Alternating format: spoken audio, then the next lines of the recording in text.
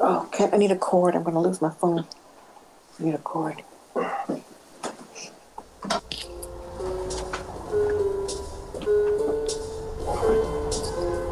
Back, I like your background there.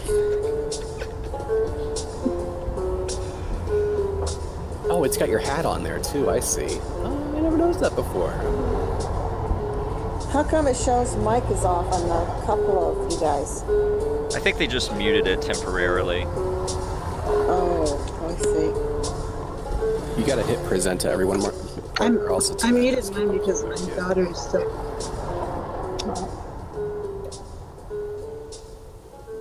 Outburst during Sunday services at this Jehovah's Witness Kingdom Hall in Union Lake. You turn them away and shun them. That's Joyce Taylor trying to explain to the congregation her theory of what happened to her close friends, the Stewart family. With the nicest people, they would give you their shirt off their back. Okay, that's me. Wonderful they were. Investigators say last Friday, 45-year-old Lauren Stewart shot and killed her husband Daniel, daughter Bethany, and son Stephen. Then Lauren turned the gun on herself. It happened inside of this home in the small town of Keego Harbor. Would you blame religion? Absolutely, you might not be able to hear it. 100%. You're sure? They can, though. Don't Police worry. are releasing a motive, but Joyce says it has everything to do loud. with the family being shunned by the Jehovah's Witness church that they belonged to for decades. They suffered the harsh consequences that every Jehovah's Witness faces when they choose to leave the religion. Joyce says she left the church 30 years ago and experienced shunning. She says that includes no communication with any family or friends that are still members of the church. She says that's exactly what happened to the Stewarts. I'll tell you straight on, if they were to have called their family, especially Danny, and if they recognized the phone number, they would not answer it. Joyce says Lauren Stewart confided in her often. Most of those conversations had to do with the pain caused by the separation with the church. The church, the Jehovah's Witnesses they were just hog wild after them. I mean, this brutal. She says the church smeared the family's name and accused them of breaking into the location in Union Lake. And of course, the worst, forbid any family or friends from associating with them. We reached out to the local Jehovah's Witness church and their headquarters in New York. We did not hear back from them in time for this story. Why do you think they wanted to silence you? Because I was saying the truth. In Keego Harbor, Jessica Dupnack, Fox 2 News. All right, everyone. Thank you for coming by. I cannot believe this full panel that we have here tonight. I am a little shocked. I was hoping I would have a lot of people, but I never thought in a million years that I'd have all of you lovely faces here blessing my channel. So, yes, I'm going to start introducing everybody one by one. First and foremost, I think we should talk to you a little bit, Joyce. That was you on the screen, wasn't it? Yeah, it was. I apologize. You guys couldn't hear it, but the audience definitely could. I already checked in the live chat. That little intro video was basically a news report about how you had something to say to the Jehovah's Witnesses at the Kingdom Hall shortly after a really tragic event took place. Before we get into that, though, let me go ahead and introduce everybody. We've got Joel. Everybody knows him, the Unwitness. What's up, man? Going on, guys? Just, here with me and my martini. We got Becca, spoon-fed no more. Hey. Hey. What's up? You got George. Rebecca. George is there with you. That's nice. What's up? Yep. What's up, George? Stacy, I'm so glad you made it on. What's up? Hi. Hi, Stacy. Her channel is Stacy Lopez, right? Yes. Yeah, it changes, so. Yes. No, it doesn't change ever. I thought it was Stacy Galvin at first. Well, that's like legally my name. Okay, well. Lopez is my maiden name. So. Nobody cares about that, though. I'm a divorcee.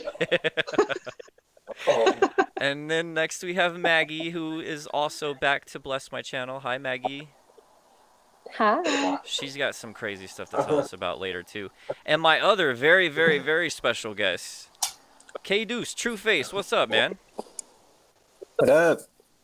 Yeah, I don't know Hello. if for those of you who saw my video with the message to Jehovah's Witnesses, he was featured on that one, and I'm really excited to have him on my channel. We're gonna be talking to him in a little bit and getting a little bit of info from him very shortly. But yeah, we should probably jump right into this.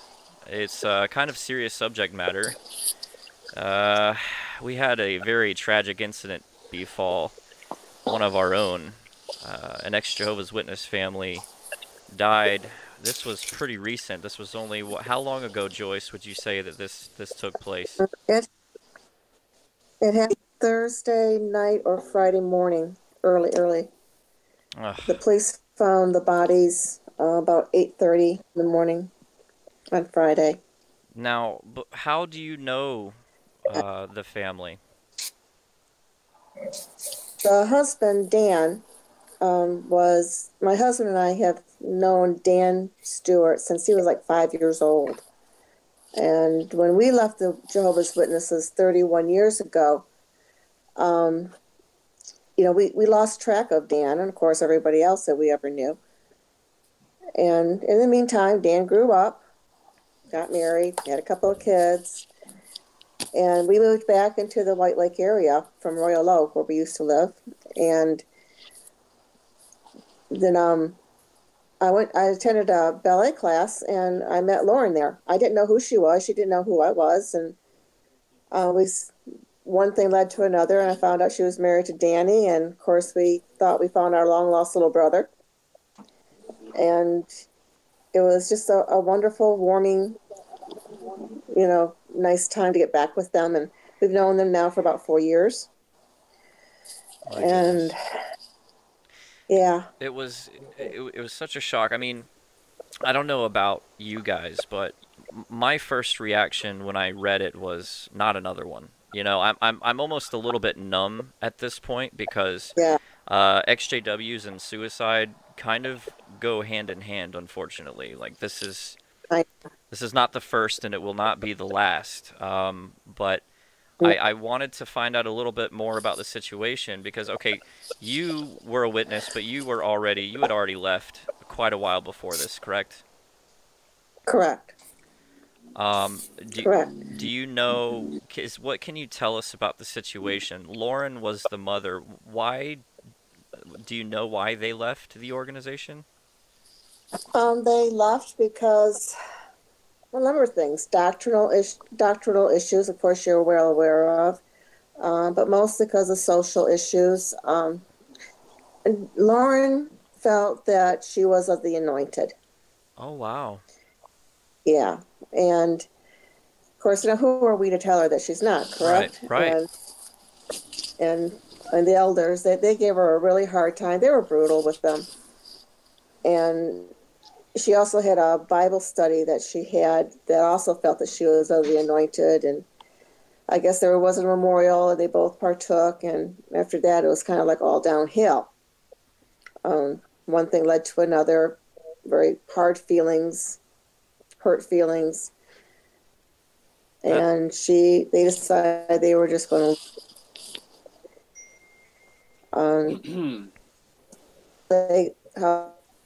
that's how they started. When they did get out and they left, and they disassociated themselves, I think. I'm not quite sure. Can't quote me on that one. I think they did. But they still had, the belief system. They were, after 4 years, they were still, they were physically out but mentally in. Yeah. And so I'd say the last couple of months, Lauren and I, we talk to each other at least once or twice a week. And, I heard just last week ago from. I think we're losing you a little bit. Or is it just me? Did I freeze? Friday, she was over. And tell you the truth, I almost couldn't wait for her to leave because she was almost kind of shoving the stuff down my throat like a Jehovah's Witness. Wow. And yeah, and so she finally did leave, I told my husband. My husband's right here. He can vouch for it. I said, there's something wrong with Lauren. It's not right. Something's not right. And then I had one more phone call with her. I think it was on Tuesday. It was just brief. And then we found out what happened. It was really bizarre. She did leave a suicide note. And the whole note, was about how she felt she did something horrible, that she was not worthy of the Holy Spirit. And she wanted her kids, she wanted her family and Dan and the kids to live, but they wouldn't live unless she killed them. Oh my gosh. Now, what's interesting to me is that I had no idea. I did, like someone in the chat said, I did not see that coming as far as her thinking she's one of the anointed. But I actually knew someone from my old congregation who also thought that he was of the anointed. And you're right. They ridiculed him. They made fun of him. He was the butt of like almost every joke within the congregation because I don't get how everyone in the congregation can decide that they basically said he was crazy instead of taking him seriously. Yeah. Which that's what they did to her too. How are we supposed to know for sure whether they are or not? That's between them and Jehovah. Why would anyone put that kind of ridicule and pressure on someone over it when if you believe in their doctrines, there's no way we can know for sure anyway? Right. We've talked about this before on the podcast. I know we've covered this subject, but can you guys hear me all right there? Yeah. Okay. What's so insidious and sick about what this whole situation? It's just that there's nothing about JW doctrine that is against what she did. That's what's so dangerous about this whole thing is that it's nihilistic. Human lives really don't matter. And there is nothing stopping you because they believe that if you die on this side of Armageddon, that you're guaranteed a resurrection in the new system. Right. So it makes for a very dangerous situation because these JWs, especially when you have a little bit of mental illness creep in there, that recipe, and what a tragedy. And this blood, governing body, I know you guys watch our stuff. Their blood's on your hands, guys. I hope you're proud of yourself. Yeah, wow. Joyce, so I'm just wondering, from your perspective, what do you think might have kept this from happening? Do you think that had the elders not ridiculed them, or maybe do you think they told her that she could not partake because she was definitely not of the anointed, or was there something that you think could have been done differently to keep this from happening? Well, they left the witnesses 4 years ago, so I don't know if there was anything they could have said to her. I don't know. But as far as me, I just felt like I kind of missed all the cues. Yeah. And wow, what did I mess up? Well, you can't put that on yourself. You had no way of knowing that something like that would actually go down. But I'm the only one that could have done anything. She really didn't have any friends. She was born and raised a Jehovah's Witness, as was Danny, and neither of them knew how to function in society, if you know what I'm talking about. Yeah. They're a bit awkward. Yeah, very awkward. Nobody, they never had to make a friend. Their friends were chosen for them. They never had to decide what we're going to do on Tuesdays, Thursdays, and Saturdays, and Sundays. That was all decided for them. They never had to decide what they were going to believe or not. It was pounded into their head from birth. That kind of stuff. Your mind's a muscle. If you don't use it, you lose it. And decisions are, an exercise of the brain. They don't live in today. No. Do you know what I mean? Jehovah's Witnesses are either stuck in the past or they're only focused on the future, but they're never actually focused on the here and the now. No. And that creates a very sad situation where you can't even stop and appreciate a flower. It's a disgusting, horrible mindset. It's disempowering. It's negative, and it's not what God intended. And you're being false to your true self when you're stuck in a closed loop like that. And it's what good can come from that? What good? Nothing. And like life just passes you by. Well, and then they're not even. Yeah, I'm sorry. Well, I just hope that if anyone out there is watching the show and is listening right now, I just hope that if I could say one thing to you who've been depressed and who've probably thought about ending your own life, because I know this panel that I have here, I mean, several of us have been there. I just hope that you would reach out to one of us or just someone. Because, I mean, many, like I said, that we have on the show here tonight can tell you that, you know, it does get better. And there is help out there for you. Guys, feel free to jump in here. Becca or Stacy, like, do you guys have anything to say about this? John, Maggie? Yeah, Joyce, the article said that they left because they wanted their kids to go to college. Is that right? Yeah, absolutely. Absolutely. And their children did. They were both college graduates. Okay. Stephen was into computers, and Bethany was into computer graphics, art design. And she was very good at what she did. Wow. It's just... yeah, so Patrick sad. Owens actually, you know, Patrick just brings up a good point in the live chat. He says that the only focus that they have on today is how bad things are. That's a good point. That's true. True. They never say anything in the present that's really worth living for. You know, only thing that's worth living for is something that's in the future, way in the future. You know. I'm just going to go ahead and assume that anyone on this panel has probably been to the dark side of the moon and back. Am I right? Yep. Yep. Yeah. You know, and it's so, you know, they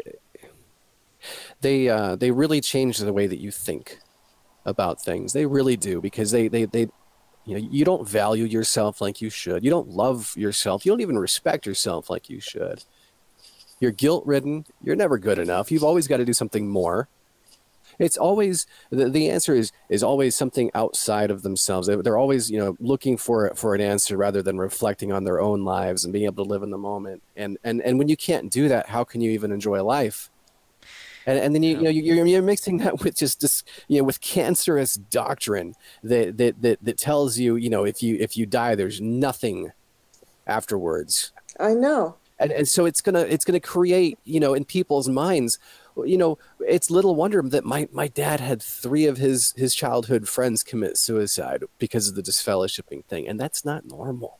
Wow. No, that's not. You look at the actual. You look around, and you know, I'm sure that everybody here in this panel, I'm sure that everyone in the live chat, and what a morbid topic that we have to talk about tonight. What a morbid topic. But you know, you think around, and you know, it's like, man, how many people did I know that killed themselves because they were Jehovah's Witnesses, and yet they have the audacity. These dirty scum vampires, whatever they are, they have the audacity to tell their people that they're the happiest people on the planet, and they want to recruit others to share in that happiness. Yeah. Yeah, and I think you bring up a good point, Joel. When you make when you build it into someone that the only inflection that they have to do in life is to put it in the hands of Jehovah. That's all you need to do. You don't have to worry. You don't have to work on your personality. You don't have to work on your mental health. You don't need to work on your social skills or your career. Just put it in the hands of Jehovah. And then when you're cut off from that, I can't imagine. I mean, thankfully for me and a lot of you, I'm sure as well, we dabbled in the world a little bit before we were cut off from it, right? Like, I know that I think I was kind of preparing myself to enter the world long before I left. So thankfully it wasn't quite as jarring for me. But for many, they're in it 100% and they rely 100% on the organization for everything. And then once that's gone, can I just say something? Go right ahead. Sure. Look, you know, on our podcast and stuff, we've had a lot of fun and everything. You know, we like to kick back and have some drinks and everything and just, you know, enjoy ourselves and all that. But if I can just share one thing, I'm saying, you know, take this for what it's worth. I'm just some stranger on the internet talking to a microphone. You know, we all only loosely know each other. I guarantee you guys know nothing about me. But I'm going to tell you right now that my life absolutely changed because when I was a JW, I couldn't drink enough. I couldn't get enough alcohol because I didn't want to think about anything. I didn't want to mourn I couldn't even as a JW enjoy a sunset without thinking, wow, it's just one more day closer to Armageddon, and that's one less day of life that I have. That's what I used to think. Isn't that sad? And I'm not trying to bring this thing down. I'm just saying is that, like, I know that it's such a, and the only reason I say it is because alcoholism is such a problem within the Jehovah's Witnesses, and it gets you, you know, if you're already depressed, it's only going to push you farther off that cliff. It's only going to keep you in a hyper emotional state that they want you in, because everything about what they do is designed to keep you in a hyper emotional state so they can coerce and, you know, manipulate and take advantage of you like that. And I'm just saying, like, if you know, my 2 cents in this whole thing is if you are feeling that bad, put that bottle down, because that's not helping you. That's only going to make your depressive feelings worse. It's only going to take you down a dark alley that you don't need to go down. You don't need to do that to yourself. And I'm just saying that, like, ever since I stepped away from that, my life has gotten better, and I'm just saying it just worked for me. So I'm just saying take it or leave it. I'm not telling you what to do, but I know that for me it made a huge difference. And if you're dealing with depression, I don't think you, I mean, if it's up to me, I don't think you should be drinking, because it's just, it's bad. You know, it just keeps you in a bad, emotionally depressive state, you know? Yeah, that's just my, if I could go back and talk to myself, I would say, I'd slap myself around a little bit, but I would definitely swap the bottle out of my hand too. I'd say, stop, you know, just, yep. You know, there's better ways of dealing with these problems than the traditional JW way of just drinking yourself into a stupor. And that's, I think, it's a lesson that I used to scoff at. It's something that I used to hear people say, and I think, whatever, you know, and that was my attitude about it. But it's really destructive if you're in a bad. All I'm saying, and my point is if you're in a bad emotional state, it's not going to make you better. So you know, you can choose to do things that are going to improve your emotional state or not. It's up to you. But that's been my observation, because I just know that so many JWs are just, you know, huge boozers. Huge.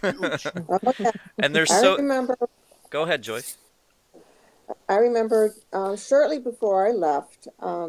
I was the mother of a young baby, and I started drinking. I used to carry a small flask with me to the Kingdom Hall just to be able to tolerate sitting there. I mean, it's just so boring, you know, so boring and and you're always on edge, you know, even if you're just sitting there, you're on edge because you never know what's going to happen.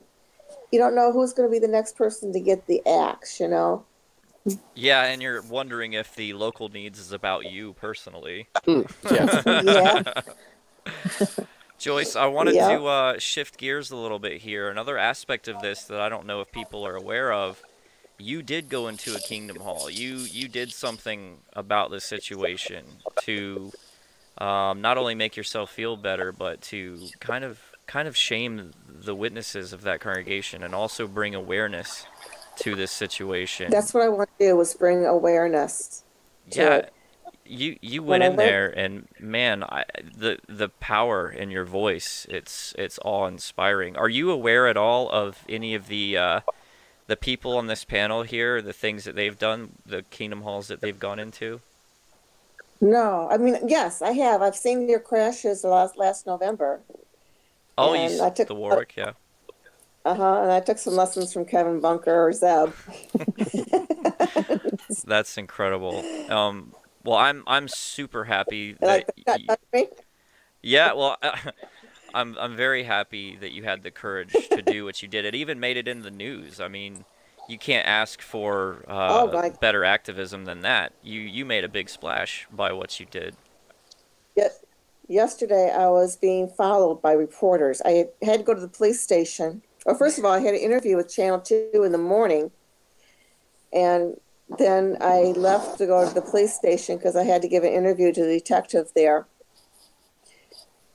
And as I came out of the police station, a car started following me. And as I made some crazy turns to make sure he was following me. Of course he was. And then I motioned for him to come over, and it was another newspaper. And so I said, okay, let's go have some coffee and I'll talk, you know. So, I mean, it's been crazy around. And that's how it's been today, too. Same thing. Would you guys like to watch her Kingdom Hall protest? I can pull it up and you guys can watch it. I'll turn the volume up so maybe you guys can hear it this time. Would you be interested in seeing a bit of that? Yep. Sure. And Parker, when you do that screen share thing, you got to make sure you hit present to everyone. When you do that, otherwise, like if anyone makes any noises, it kind of just it pops over to other people. Let me see. Yeah, I was trying to text you. I saw you texting me. I was like, what is he going on about? Present to share your screen application.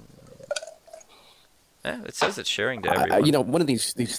All right, so here we go, guys. I'm going to go ahead and play this video for you. This is Joyce, and she did a phenomenal job here. I'm going to turn up the volume so that my panel can hear it as well.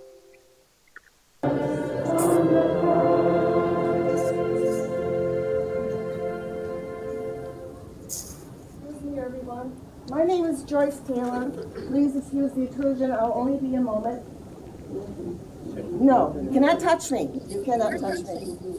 2 days ago. 2 days ago. You're away for a minute. 2 days ago. You can call the police. Please do. 2 days ago, Daniel Lord Stewart died. 4 people died as a result of your shunning process. Can we go in the back and talk? No. 5 years ago, all of you pulled your support from this small family. From this small family. Please get down. And you all do not touch me. Do not touch me. Please get down. The only supports they ever had was you people. And you turned them away and you shunned them. For what? Because they wanted to raise their children as they saw fit. Jesus said, the police are on their way. You said you did this to Elisa line. You did it to me. Let that sink in. Do any of you realize just how fragile the human psyche is? I hope in your prayers today you will find that in your heart. Ask forgiveness for what you guys did. This is terrible. We need to be careful getting there. Do not touch me. Thank you, everyone. I mean, wow. I mean, does that not give you goosebumps? Fairness. Right? The thing about it to me is that you didn't have to do that. You know, you could have stayed silent. You could have kept all this in. You could have just they would have forgotten about this eventually, and it wouldn't have resonated to them at all had you not done this. No. They're never confronted with how it affects others. They never are. And I think gaslight when you do. I felt it was time that they need to be confronted. Absolutely. With how their behavior does things. Kind of interesting. I was when I was talking with the detective at the police station in Keego. He says, "You know what? I'm going to ask you something." He saw the video, and he said, "In that video," he said, "why were the elders trying to shield you from the rest of the people? Why? You said you just wanted to be a minute. Wouldn't it have been easier for him just to give you your minute and let you walk out?" Oh yeah, it'd be easier, but they're trying to talk over you. They're trying to silence you. You lost some friends, but they don't care. They want to shuffle around you and censor you like robots. That spoke volumes to the detective. Yeah. Absolute volumes. Okay. So I'm experiencing some technical difficulties. I think maybe something got too hot and it crashed.